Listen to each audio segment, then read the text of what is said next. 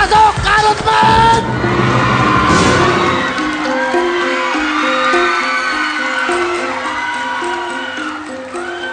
Eto, si Carrot Man. Magmula, ayan. Ayan, kaway-kaway ka muna, kaway-kaway, para. Dahil lang sa isang kuha ng cellphone, dahil lang sa isang nakumuha sa kanya, eto yung batang to. Isang simpleng bata sa Mountain Province. Kinunan lang to ng mga nagbakasyon sa Mountain Province. Pagkatapos, hindi ko alam, biglang naging viral daw. Dahil alam niyo na ngayon ang mundo natin, puro Facebook, YouTube, Instagram. So, eto na po. Siya ang tunay niyang pangalan, J-Rick Sigmaton. Carrot Man. Siya po ang panganay na sa 7 magkakapatid, 21 yun. Eto na, Carrot Man, bumati ka! Hello po sa lahat. O, di ba? Simple, Alam mo. simple. O, bumati ka kasi yung, alam mo, Carrot Man, napapanood ka sa buong mundo. Ikaw ba Ilocano? Igorot? Yeah. Ay, igorot po. Igorot. Opo. Mabuhay ang mga igorot natin, mga kapuso. Siya po ay natagpuan, at hindi na natagpuan, nakita po, habang siya po ay nagbubuhat ng tiklis. Tiklis. Katulad nito, akin na. Yan, ito. Naks. O, di ba? Ito po yung kanyang binubuhat, yung mga carrots. Di ba?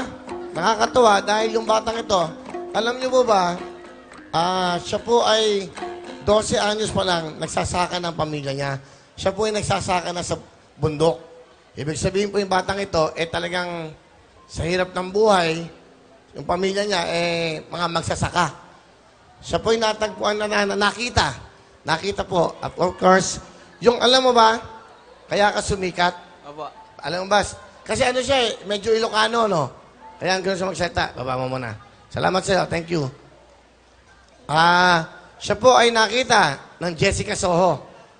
Gines siya, no? Pero may kumuha sa kanya. Alam mo kung sino ang kumuha sa'yo? Ano pangalan? Sina Ma'am Edwina po at saka si Chini po. Ayan po sila ho. Andito sila, live na live. Ito po. Ayan. Hello. Siya si Miss. Kayo ay si Miss? Ako po si Edwina Bandong. Edwina Pantong. Tapos, siya si? Chini po. Chini, matanong ko lang, kasi sobrang sikat ng batang to ngayon, nag-viral siya dahil kinunan niyo siya ng picture. Bakit niyo sa kinunan? Napadaan kayo doon sa Benguet? Sa sa Mountain Province? Ako po yung unang pinababa ni tita ng sasakyan. Chini, mag-picture ka. Then picture po ako, picture. Since naiwan na nga din po kami, so bumaba na po si tita. Sige, Chini, ako na. So nung nandun po ako sa medyo mataas, elevated na part, bumaba na po ako, tapos bababalik na po sana ako. Then sakto po, pataas po siya, paangat po siyang ganun. Tapos nakita ko po siya, oh my God. Nung nakita mo siya, ano naging reaction mo? Sabi ko na lang po sa sarili ko, oh my God, ang gwapo niya. Sa picture lang po siya ng picture. Nung pagdating po namin doon sa Sagada, super kwento po ako doon sa mga riders na, may nakita kaming truck ng carrots, tapos ang gwapo nung nagbubuhat. Ganon. Pero, Tapos, hindi mo siya nilapitan, hindi mo siya kinausap?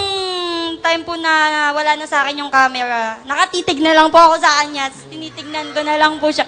Tapos nung huling akyat po niya doon para mag-discarga ng carrots, na-video ko po siya.